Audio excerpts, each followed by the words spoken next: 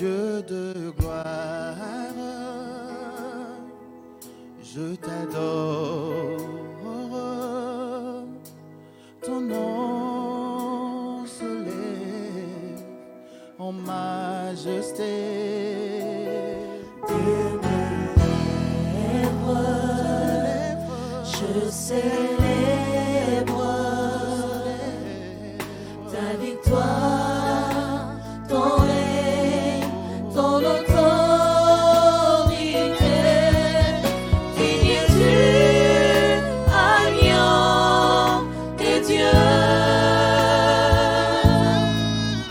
Digne es-tu, agneau de Dieu.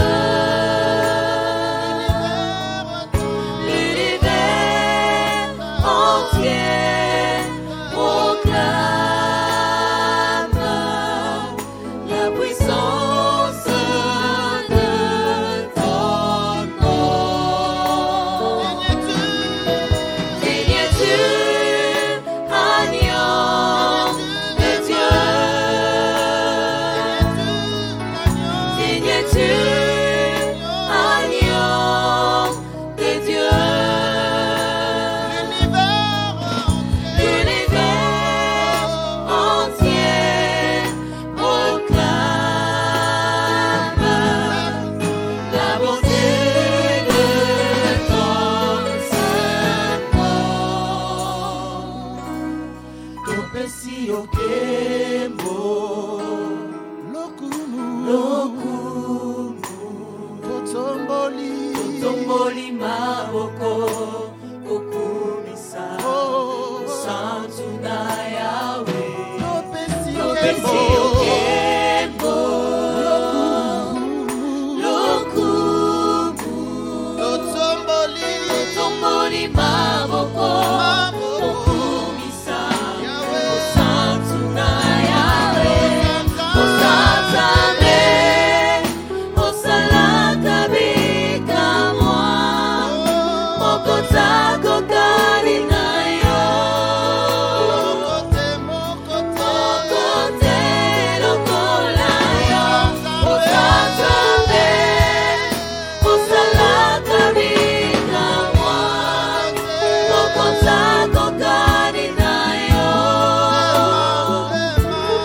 Okote lokola yo.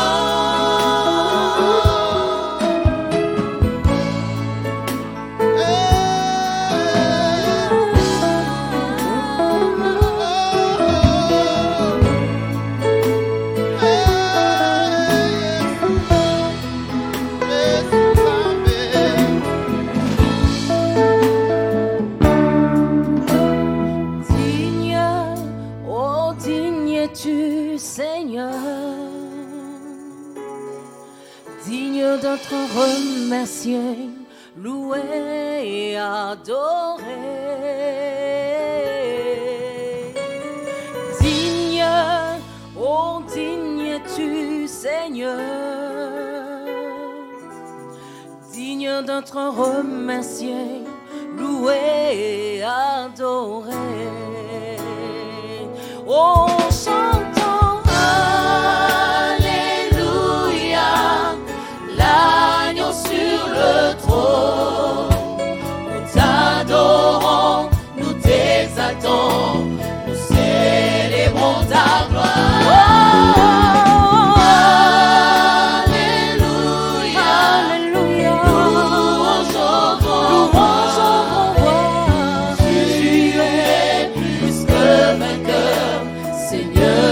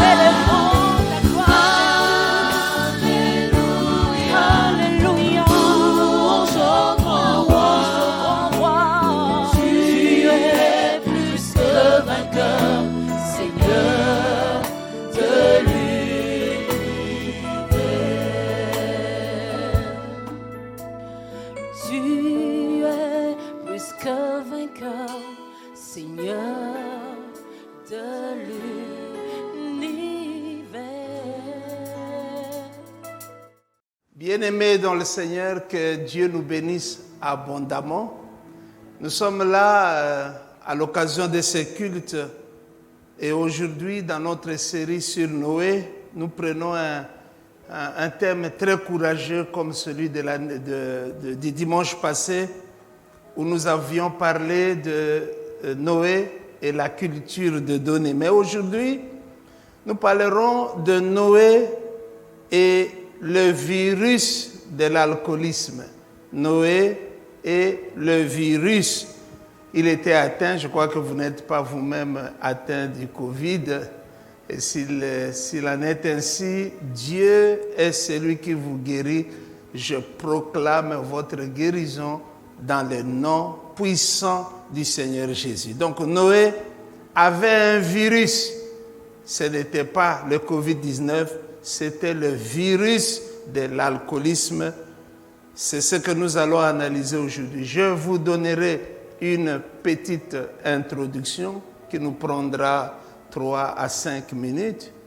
Et après cela, nous partagerons 3 ou 4 points que nous avons prévus pour cet enseignement. Donc, soyez les bienvenus, que Dieu soit votre Dieu et qu'il vous bénisse. Le texte d'aujourd'hui, il est dans Genèse chapitre 9, à partir du verset 19 jusqu'au 29e verset. Et vous savez, très souvent, nous perdons l'habitude de lire directement à partir des textes. Nous allons essayer d'éviter cet écueil. Nous lirons donc dans Genèse chapitre 9, le verset 18 jusqu'au 19e verset. La Bible dit, donc Genèse chapitre 9, verset 18 à 19e verset, je m'excuse beaucoup. Les fils de Noé qui sortirent de l'arche étaient Sem, Cham et Japheth. Cham fut le père de Canaan. Ce sont là les 3 fils de Noé et c'est leur postérité qui peupla toute la terre. Noé commença à cultiver la terre et planta de la vigne. Il but du vin, s'enivra et se découvrit au milieu de sa tente. Cham, père de Canaan, vit la nudité de son père et il le rapporta dehors à ses 2 frères. Alors Sem et Japheth prirent le manteau, le mirent sur leurs épaules et marchèrent à reculons et couvrirent la nudité de leur père. Et comme leur visage était détourné, ils ne virent point la nudité de leur père. Lorsque Noé se réveilla de son vin, il apprit ce qui lui avait fait son fils cadet. Et il dit, maudit soit Canaan, qu'il soit l'esclave des esclaves de ses frères. Il dit encore, béni soit l'Éternel, Dieu de Sem, et que Canaan soit leur esclave. Que Dieu étende les possessions de Japheth, qu'il habite dans les tentes de Sem, et que Canaan soit leur esclave. Ça, c'est la parole de Dieu pour nous. Bien-aimés, Noé vient à peine d'échapper au grand déluge. De ce déluge-là, il est sorti, lui, sa femme, ses enfants et les femmes de ses enfants. Donc pour moi, Noé, c'est un grand héros. Il est même cité dans le livre des Hébreux, chapitre 11, connu comme étant le chapitre de héros biblique, au verset 7. C'est un héros, c'est un géant, c'est un homme de Dieu extraordinaire. La Bible dit dans ce verset de Hébreux, chapitre 11, verset 7, pour parler de Noé, c'est par la foi que Noé, divinement averti des choses qu'on ne voyait pas encore, et saisi d'une crainte respectueuse, construisit une arche pour sauver sa famille. C'est par elle, c'est par cette arche qu'il condamna le monde et devint ainsi héritier de la justice qui s'obtient par la foi. Donc un grand homme de Dieu. La Bible l'appelle, dans le texte que nous venons de lire, qu'il est il est le prédicateur de la justice. J'aime ces prédicateurs. Il a parlé de l'arche et il a réussi à construire l'arche. Il a parlé du déluge et pendant les jours de sa vie, sa prêche s'est accomplie car il y a comme ça des prédications que nous faisons rien que pour la consommation humaine et qui ne s'accomplissent pas. Mais lui, il a prêché et ce qu'il a dit s'est accompli à la lettre. Ça, c'est un homme de Dieu extraordinaire. Noé, bien-aimé, pendant le temps de la crise,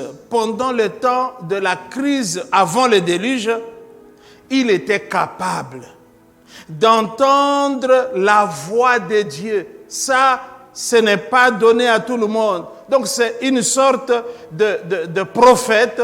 C'est comme une sorte d'intercesseur. Il était capable, par sa prière, par sa vie, d'entendre le message de Dieu lui avertissant de l'imminence du jugement.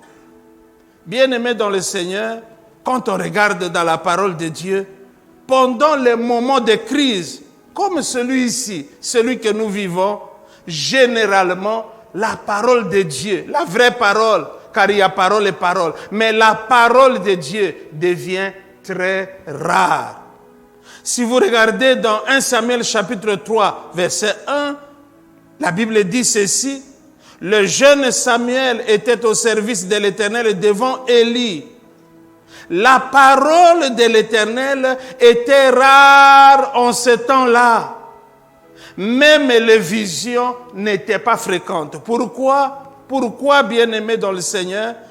Mais parce que c'est une sorte de loi biblique qui dit que pendant des temps de grande détresse, pendant des temps de grande épreuve, pendant le temps de grandes difficultés, la voix de Dieu, non pas que Dieu ne parle pas, mais c'est difficile d'entendre la voix de Dieu au milieu de tous ces problèmes.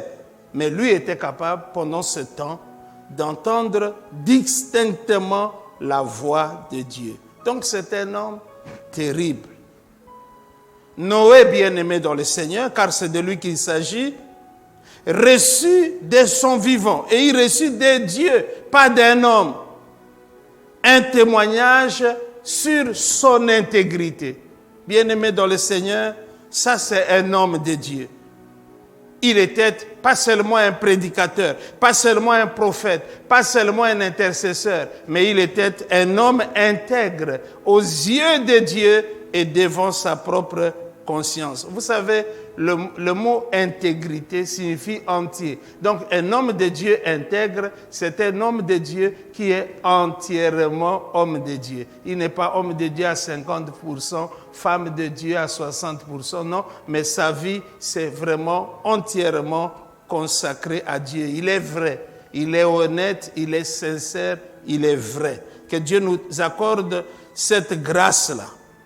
Dieu et pas un homme, Dieu lui-même, le cite parmi les 3 seuls hommes sur cette terre, depuis que le monde a commencé, jusqu'à ce que le monde s'arrêtera un jour, pas maintenant, mais un jour.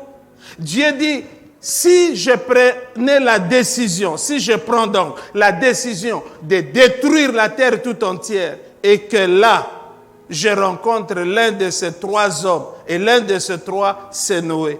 La Bible dit, peut-être ne sauverait-il pas beaucoup de gens, mais je vais permettre que ces gens-là, ou cet homme-là, les trois ou l'un de 3, qu'ils sauvent leur propre vie. Donc, c'est une dimension d'intégrité, une dimension de pureté, une dimension de crainte de Dieu qui pousse Dieu à parler non pas de Jésus, non pas des anges, mais à parler d'un homme de la même nature, de la même espèce que nous. Et ça m'édifie énormément. Bien-aimé dans le Seigneur, c'est cet homme, Noé, qui a été choisi par Dieu. Parce que dans le Seigneur, rien ne se fait au hasard. Il a été choisi par Dieu pour construire l'arche comme étant le seul moyen de salut. Donc, bien-aimé, c'est un homme ordinaire, mais qui vit une vie extraordinaire. Il n'est pas nécessaire d'être extraordinaire pour vivre de façon extraordinaire. Il est juste nécessaire d'être ordinaire, mais de suivre un Dieu extraordinaire, un Dieu grand, un Dieu terrible, pour que l'extraordinaire de sa puissance, l'extraordinaire de son amour, l'extraordinaire de sa sainteté commence à vous atteindre, j'allais dire, à vous contaminer. Gloire à Dieu. Donc, bien-aimés dans le Seigneur, c'est l'introduction que nous avons prévue pour nous. Comprendre que ce Noé dont nous allons parler aujourd'hui, ce n'est pas un petit garçon qui vient de se convertir, ce n'est pas un jeune frère, non. Ce n'est pas un jeune évangéliste, non. Mais c'est un homme qui a travaillé pour Dieu et qui a reçu de son vivant un témoignage magnifique de son intégrité. Regardons très rapidement le point numéro 1, parce qu'aujourd'hui nous parlons du virus de l'alcoolisme. Au point numéro 1, nous parlons de l'alcoolisme qui était la lèpre de Noé. Nous voulons revenir ici sur ce que nous avons dit. L'alcoolisme qui était la lèpre de Noé. D'où m'est venue cette expression? Parce que la Bible parle de la lèpre de Naaman. J'ai pris cette expression pour en faire un petit sujet pour notre édification. Bien-aimés dans le Seigneur, à l'instar de la lèpre de Naaman, ce grand et brave général syrien, il était grand, il était brave parce que c'est par lui que les armées syriennes avaient eu la plupart de leurs victoires. Cet homme grand, cet homme brave, ce grand général était cependant lépreux. Donc, bien-aimé dans le Seigneur, on peut être grand, mais au même moment, cacher une lèpre qu'on entretient dans sa vie. Noé était atteint d'un virus. Quel était ce virus? J'ai déjà dit que ce n'est pas celui de Covid-19. Mais il était atteint d'un virus de l'alcoolisme. Ce virus, même les eaux du déluge, ou le déluge lui-même, n'avaient pas réussi à extirper ce virus de l'alcoolisme du cœur de cet homme de Dieu. C'était le péché qu'il entretenait secrètement. C'était le secret de sa vie, le secret de son cœur. Il avait un virus qu'il cachait. Les eaux du déluge même, le fait d'avoir vu la terre entière être tuée à cause du péché, dont celui d'alcoolisme, cela n'avait pas réussi à sévrer le cœur de Noé, à guérir le cœur de Noé. Il faut rappeler, pendant que nous parlons de l'alcoolisme de Noé, de cette lèpre, il faut rappeler que c'est ici la première fois où dans la Bible, on parle et du vin, Genèse 9, 21, et de l'ivresse. C'est ici. Et c'est avec Noé que pour la première fois, la Bible fait mention et du vin et de l'ivresse. On peut même aller plus loin. La Bible fait mention de la vigne, du vin et de l'ivresse. Bien-aimés dans le Seigneur, frères et sœurs, la Bible fait aussi mention, je crois, c'est le quatrième point, j'ai parlé de la vigne, j'ai parlé du vin, j'ai parlé de l'ivresse, mais la Bible parle aussi des conséquences du vin. Donc il parle de 4 choses et la conséquence, la première c'est quoi? C'est la perte de son contrôle. Il a perdu le contrôle. Lisons un texte très intéressant au sujet du vin Dans le livre de Proverbes chapitre 23, versets 29 à 35, nous voulons lire chapitre 23 de Proverbes, versets 29 à 35. La Bible dit, « Pour qui les pour qui les hélas, pour qui les disputes, pour qui les plaintes, pour qui les blessures sans raison, pour qui les yeux rouges, pour ceux qui s'attardent, c'est la réponse, pour ceux qui s'attardent auprès du vin, pour ceux qui vont déguster du vin mêlé, pas seulement le vin, tu commences par le vin, mais ça ne suffit pas, tu commences à le mélanger avec d'autres choses. C'est ça le péché, il grandit quand il ne grossit pas tout simplement. Pour ceux qui vont déguster du vin mêlé, la Bible dit, ne regarde pas le vin qui paraît d'un beau rouge, qui fait des perles dans la coupe et qui coule aisément, sous-entendu dans notre gorge. Il coule sans aucun problème.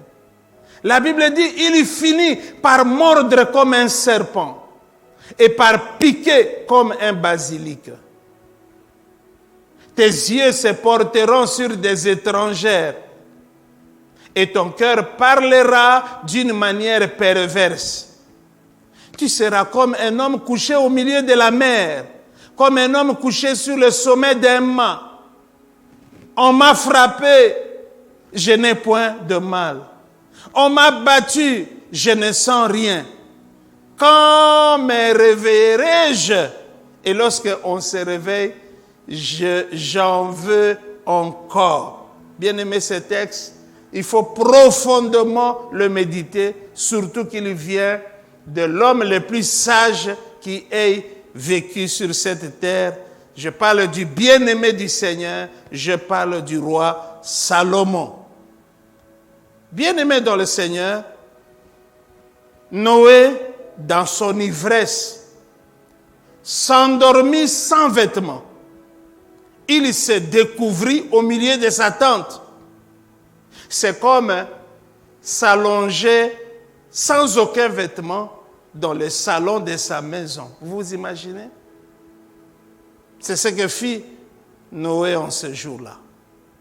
Et son fils Cham, qui ne l'avait pas prévu, entre au salon et trouve son père comme un ver de terre allongé au salon. Il est choqué. La Bible dit, il vit la nudité de son père.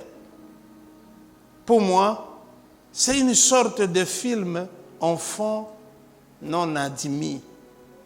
Pour moi, c'est un type de sex tape ancien que je trouve dans ce verset. Voir la nudité de l'autre alors que tu n'en as ni l'autorisation ni l'alliance.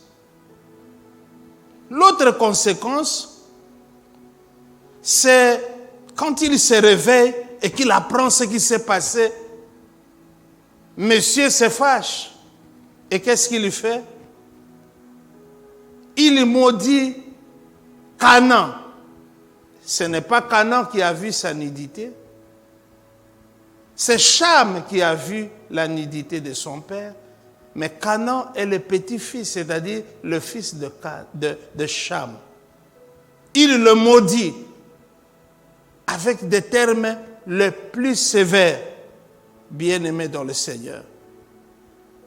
Il dit à Canaan, maudit soit Canaan, qu'il soit l'esclave des esclaves de ses frères. Bien-aimé dans le Seigneur, si tu t'es guéri de l'esclavage, mais il y a encore un autre qui t'attend. Je crois qu'il le maudit sous l'effet du vin qu'il venait de consommer. Il maudit un innocent qui n'a même pas pensé voir sa nudité, jamais. Il est totalement innocent, Canaan. Il est là, mais il rencontre la malédiction. Il dit encore, béni soit l'Éternel, le Dieu de Sem, Donc il n'est pas le Dieu de Canaan.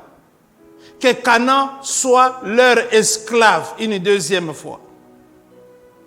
Que Dieu étende les possessions de Japheth, qu'il habite dans les tentes de Sem et pas de Canaan, et que Canaan soit leur esclave. Bien-aimés dans le Seigneur, vous pouvez constater que dans la première mention de la vigne, du vin, de l'ivresse, on peut dire que ici, le vin et l'ivresse n'ont pas bonne parole, bonne presse, bonne réputation devant le Seigneur. Parlons du point numéro 2. Nous voulons parler de l'alcoolisme qui était aussi la lèpre de Lot. Lot, le neveu d'Abraham. Nous voulons lire dans Genèse chapitre 19, le verset 30 jusqu'au verset 38. Ce verset-là, vous pouvez le lire à la maison. Mais je vais vous raconter de quoi il s'agit. Nous avons dit que Noé n'était pas un petit monsieur. C'est le seul qui échappe aux eaux du déluge. Nous dirons la même chose de Lot, le neveu d'Abraham. Dans l'embrasement des deux villes, citées par Dieu lui-même, comme étant l'exemple et de l'immoralité et de la prostitution, je parle de Sodome et de Gomorrhe. Dieu fait sortir Lot, fait sortir sa femme et fait sortir ses deux filles.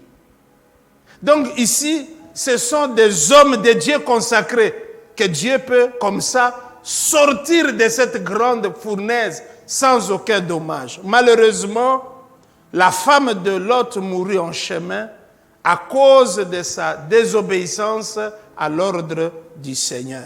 Elle devint un monceau de bois, un monceau de sel. Bien-aimé dans le Seigneur, donc il y a maintenant Lot, le père, le patriarche, accompagné de ses deux filles. Maman est partie. Comme les filles de Lot ne trouvaient pas des hommes à épouser dans la nouvelle contrée où ils venaient d'habiter ou d'emménager, et puisque ces filles savaient que leur père avait une lèpre qu'il cachait, le virus, la lèpre de l'alcoolisme ou le virus de l'alcoolisme, elles se décidèrent à s'unir avec le seul homme disponible dans la contrée, c'est-à-dire leur propre père. Pour moi, c'est peut-être une des habitudes qu'ils ont observées sur le territoire de Sodome et de Gomorrhe. Parce que voyez-vous, on peut sortir de Sodome, on peut sortir de Gomorrhe, mais Sodome et Gomorrhe ne sont pas sortis de nous. On peut sortir de l'Égypte, mais l'Égypte n'est pas sortie de nous.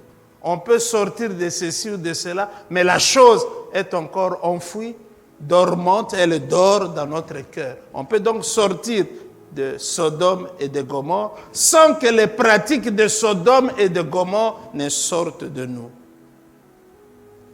De leur union naîtront ce qu'on appelle les Moabites, c'est-à-dire les enfants de l'inceste entre le patriarche, le père et ses propres filles. Je crois que cet homme de Dieu, puissant, grand, Lot, avait 1000 difficultés pour appeler ces enfants-là. Parce que ces enfants étaient à la fois ses enfants et ses petits-enfants. C'est un miracle, mais un mauvais miracle. Comment c'est arrivé? À cause de ce que nous appelons l'alcoolisme. Regardons très rapidement, et avant de passer à ce point, je voudrais souligner cette loi ici. Si vous avez été un oint de Dieu, comme Lucifer, de mon point de vue, à part le Seigneur Jésus-Christ, personne n'a encore servi Dieu comme l'avait fait Lucifer. Donc si vous avez été serviteur de Dieu, si vous êtes serviteur de Dieu, La seule chose qui intéresse le diable, qu'il vous dévie de votre vie, que vous puissiez vous aussi le servir. Même quand il voit le Seigneur Jésus rempli de puissance, rempli de dons, rempli de sainteté, rempli de dignité, il s'en approche quand même pour lui demander, n'y a-t-il pas moyen de me servir aussi, comme toute ta vie, tu ne fais que servir Dieu. Donc il faut faire très attention quand nous servons le Seigneur. Continuons seulement à servir le Seigneur et prenons le vœu devant Dieu. Par la grâce de Dieu, je ne servirai pas le diable. Je ne servirai jamais le diable, ni consciemment, ni inconsciemment. Je ne servirai jamais le monde, ce monde ici, ni consciemment, ni inconsciemment. Je ne servirai jamais ma chair, ni consciemment, ni inconsciemment. Je ne servirai jamais le péché, ni consciemment, ni inconsciemment. Je ne servirai jamais de la magie ou de l'occultisme, ni consciemment, ni inconsciemment. Voyons maintenant le point numéro 3. Ce point m'édifie sérieusement. Il s'agit du conseil donné au roi. Le conseil, un seul, donné au roi. Et nous sommes dans Proverbes chapitre 31, versets 4 à 7. Proverbes 31, versets 4 à 7. La Bible dit: ce n'est point au roi, Lemuel, ce n'est point au roi de boire du vin, ni au prince de rechercher des liqueurs fortes, de peur qu'en buvant, ils n'oublient la loi. Ils ne méconnaissent les droits de tous les malheureux. Verset 6. Donnez des liqueurs fortes à celui qui périt, et du vin à celui qui a l'amertume dans l'âme, qu'il boive et oublie sa pauvreté, qu'il ne se souvienne plus de ses peines. Proverbe chapitre 31, verset 4 au 7e verset. Bien-aimé dans le Seigneur, c'est une maman qui donne un conseil à son fils qui est roi. Elle lui dit: mon fils, tu es le roi et tu n'es pas appelé à prendre du vin. Je t'interdis, en tant que ta mère, celle qui t'a porté pendant les 9 premiers mois de ton existence, je t'interdis de prendre du vin. Bien-aimé, le vin, les liqueurs fortes sont très utiles pour une certaine catégorie d'hommes et de femmes. Pour celui qui périt, si tu sens que tu vas mourir, tu es en train de partir, alors pour ne pas être troublé, la Bible dit qu'on te donne une coupe de vin, comme ça tu ne vas pas te déranger outre mesure. C'est comme ça que je crois que ça se fait ici aussi, même si la peine de mort n'est plus d'application en République démocratique du Congo pour un moratoire qui existe, mais ailleurs, je parle des États-Unis, lorsqu'on veut vraiment exécuter la peine de mort, eh bien on vous donne ce qu'on appelle le banquet du condamné à mort. Et là, vous avez la liberté de tout réclamer. Donnez-moi une bouteille de ceci, une bouteille de cela. On va vous fournir, parce qu'on sait que dans les minutes qui suivent, vous ne serez plus là. La Bible dit: donnez du vin à celui qui a l'amertume dans son âme. Donc si tu es plein de soucis, eh bien la parole de Dieu dit: je dois trouver un moyen pour t'acheter du vin. La Bible dit: donnez du vin aux pauvres. Donc, consommer, donner du vin, distribuer. C'est d'ailleurs avec raison que c'est dans des milieux où règne une très grande pauvreté qu'il y a malheureusement une consommation trop grande de boissons alcoolisées. C'est conforme à la parole de Dieu. Donc, donner du vin à celui qui veut mourir, donner du vin à celui qui a l'amertume dans son âme, donner du vin aux pauvres. Mais les rois, eux, ne doivent pas consommer du vin. Pourquoi? Parce qu'ils risquent d'être uniques dans leur jugement ou dans leurs arrêts. Dieu dit non, puisque vous devez juger mon peuple. Et juger ne signifie pas seulement juger. Juger signifie conduire. Juger, c'est un principe de leadership. C'est exercer un jugement sur ce qui doit être fait, ce qui est bon pour le peuple et ce qui n'est pas bon.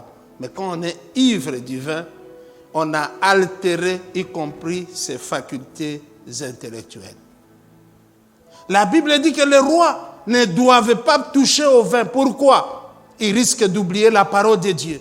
Ils risquent d'oublier les droits des malheureux. Donc je note en regardant ce verset de Proverbes chapitre 31, versets 4 à 7, qu'il y a, du point de vue de Dieu, deux catégories d'hommes ou deux catégories d'héritage sur cette terre. Il y a ce que Dieu appelle les rois et ce que Dieu appelle des esclaves. Et moi, ma question, c'est de savoir, es-tu un roi? Es-tu une reine? Ou es-tu un esclave ou une esclave? Si tu es roi, ne touche pas à ces choses parce que ce n'est pas fait pour toi. Si tu as l'onction royale, si tu as l'onction de régner, l'onction de dominer, l'onction de diriger, ne touche pas à ces choses. Mais si tu es un esclave, soumis à des maîtres, soumis au coup, soumis au fouet, soumis aux blessures, eh bien, il faut t'engager dans la consommation de vin. Bien-aimés dans le Seigneur, des destinées glorieuses et des destinées solaires, même des destinées stellaires, donc des destinées glorieuses, des destinées qui devaient nous éblouir comme le soleil, les destinées qui étaient si élevées comme les étoiles. Toutes ces destinées-là ont hélas été enterrées dans l'océan de l'alcoolisme. Point numéro 4 et enfin, je voudrais aborder très succinctement la question du commandement de Dieu dans Éphésiens chapitre 5, le verset 17. Il est écrit, « Ne vous enivrez pas de vin, c'est de la débauche. Soyez au contraire remplis de l'esprit. » C'est le verset de Dieu. Je constate en lisant ce verset qu'il y a deux formes d'ivresse. Il y a l'ivresse du vin. Tu t'achètes quelques bouteilles et tu les injectes. Tu t'injectes quelques hectolitres ou quelques grammes du vin et tu es ivre et tu perds ton contrôle et tu deviens gai ou fou et tu perds tous les contrôles, tu perds ta science, tu perds toutes choses. Ça, c'est l'ivresse du vin. Mais il y a aussi l'ivresse du Saint-Esprit. Les deux formes d'ivresse sont contraires, c'est-à-dire si l'une agit en toi, si l'ivresse du vin agit en toi, oubliez l'ivresse du Saint-Esprit. Et si le Saint-Esprit te rend ivre, jamais le Saint-Esprit ne te donnera l'envie de consommer le vin. Je crois profondément que l'ivresse du Saint-Esprit est la meilleure. Dans Actes chapitre 2, versets 1 à 21, c'est très long comme texte, mais je vais essayer de le lire en 1 minute, très rapidement. Actes chapitre 2, pour parler de l'ivresse du Saint-Esprit et vous montrer que l'ivresse du Saint-Esprit est meilleure que l'ivresse du vin. La Bible dit dans Actes chapitre 2, versets 1 à 21, le jour de la Pentecôte, ils étaient tous ensemble dans le même lieu. Tout à coup, il vint du ciel un bruit comme celui d'un vent impétueux. Et il remplit toute la maison, ils étaient assis. Des langues semblables à des langues de feu leur apparurent, séparées les unes des autres, et se posèrent sur chacun d'eux. Et ils furent tous remplis du Saint-Esprit, et se mirent à parler en d'autres langues, selon que l'Esprit leur donnait de s'exprimer. Oh, il y avait en séjour à Jérusalem des Juifs, des hommes pieux, de toutes les nations qui sont sous le ciel. Au bruit qui eut lieu, la multitude accourut et elle fut confondue parce que chacun les entendait parler dans sa propre langue. Ils étaient tous dans l'étonnement et la surprise. Et ils disaient les uns aux autres, voici, ces gens qui parlent ne sont-ils pas tous des Galiléens? Et comment les entendons-nous dans notre propre langue à chacun, dans notre langue maternelle, Parthes, Mèdes, Élamites, ceux qui habitent la Mésopotamie, la Judée, la Cappadoce, le Pont, l'Asie, la Phrygie, la Pamphylie, l'Égypte, le territoire de la Libye voisine de Cyrène, et ceux qui sont venus de Rome, juifs et prosélytes, crétois et arabes, comment les entendons-nous parler dans nos langues des merveilles de Dieu? Ils étaient tous dans l'étonnement et ne sachant que penser, ils disaient les uns aux autres, que veut dire ceci? Mais d'autres se moquaient et disaient, voyez-vous, ils sont pleins d'un vin doux. Alors Pierre se présenta et avec les 11 éleva la voix et prêcha la parole de Dieu. Bien-aimés dans le Seigneur, ne soyez pas comme une mouche qui tombe dans un verre rempli d'alcool. Ne soyez pas cette sorte de personnes-là.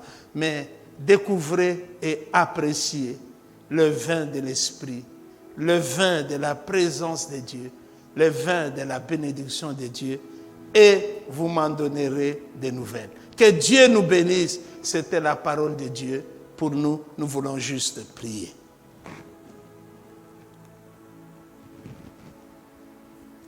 Dieu Tout-Puissant, Créateur du ciel et de la terre, merci parce que tu l'as fait une fois encore.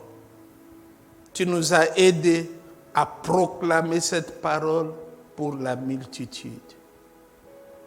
Seigneur, nous vivons dans un environnement où il est plus que certain que la plupart des jeunes garçons qui m'écoutent aujourd'hui pourront très facilement plonger dans l'océan du vin. Où il est plus que certain que la plupart d'hommes, la plupart de femmes ont un problème avec ce virus de l'alcoolisme. Je suis en train de prier pour ceux qui ont entendu ce message avec un cœur ouvert et qui veulent dire à Dieu, sauve-moi de ce virus. Délivre-moi, Seigneur éternel, de cette lèpre, la lèpre de l'alcoolisme. Je prie pour ces papas responsables qui croient faire une chose innocente en consommant des boissons dans sa propre maison et en croyant que ses enfants ne suivront pas son exemple. Je prie pour lui, pour qu'il prenne conscience qu'il est en train déjà de polluer sa postérité. Je prie, Seigneur éternel, pour le ravage du vin dans le corps de Christ. C'est une épidémie, c'est une maladie. Mais je prie, Seigneur, que par ce message, tu parles au cœur des hommes et des femmes qui nous ont suivis. Je prie pour les couples, Seigneur, qui sombrent dans l'océan de l'alcoolisme. Sauve-les, Seigneur éternel. Je prie pour celui qui se débat et qui se bat contre ce monstre de l'alcoolisme, Seigneur, pour que la force du Dieu d'Israël les sorte des griffes de l'alcoolisme. Éternel mon Dieu, éternel mon roi, je prie que beaucoup d'hommes et de femmes s'intéressent à cette autre ivresse dont nous avons parlé aujourd'hui, l'ivresse du Saint-Esprit. Merci, ô Dieu. J'élève les mains pour prier pour le président de la République démocratique du Congo, qui a une si grande responsabilité en ces temps, Seigneur. Il est sage, mais que tu lui donnes encore plus de sagesse. Que tu bénisses sa vie, Seigneur. La vie de la première dame de la République démocratique du Congo. La vie de ses enfants, de ses membres de famille, de ses principaux conseillers et collaborateurs. Seigneur éternel, je prie pour le gouvernement de la République démocratique du Congo, pour les gouvernements provinciaux, que tu mettes ta main, Seigneur, dans notre pays, la République démocratique du Congo. Je prie pour la justice. Je prie pour toutes les institutions de la République démocratique du Congo. Je prie pour les Congolais, Seigneur. Tu nous as bénis avec un peuple festif, un peuple joyeux, Seigneur. Permets que de plus en plus de Congolais se tournent vers toi, qu'ils te connaissent, car nous avons l'appel de Dieu dans cette nation. Éternel mon Dieu, éternel mon roi, dans le nom puissant du Seigneur Jésus-Christ, nous sommes pendant ce temps du Covid-19. Ma prière, elle est devant toi. Nous prions que la courbe létale du Covid-19 soit cassée et que cette courbe, Seigneur Dieu, sombre dans les abîmes des ténèbres.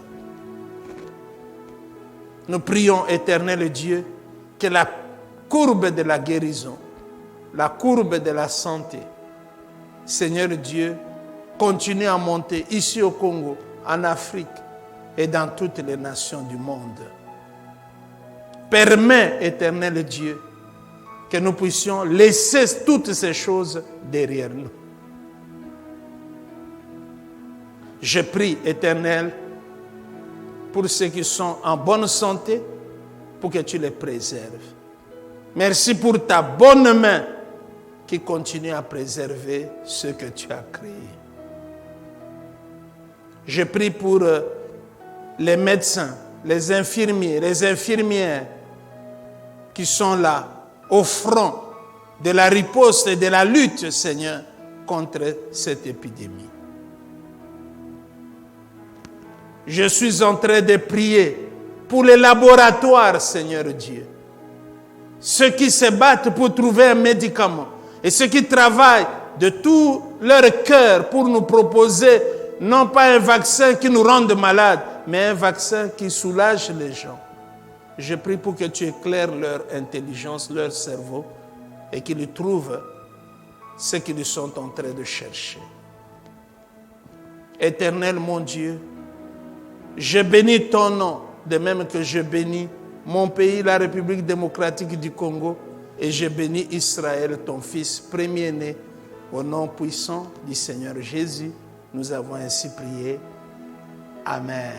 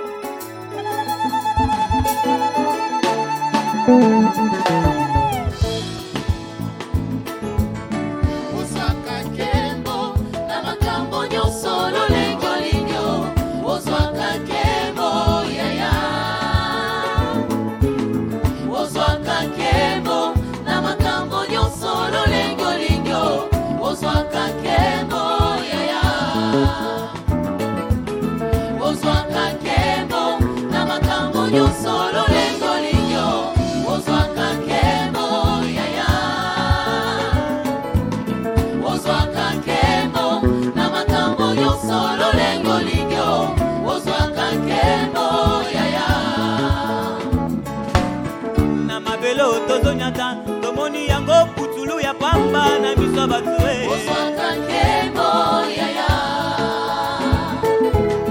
Na ba situation ya kolela, pe ba situation nyonso ya kosepela papa nanga. Oh, tu peux prendre gloire de n'importe quoi, Jésus. Na makambo nyonso lolengo.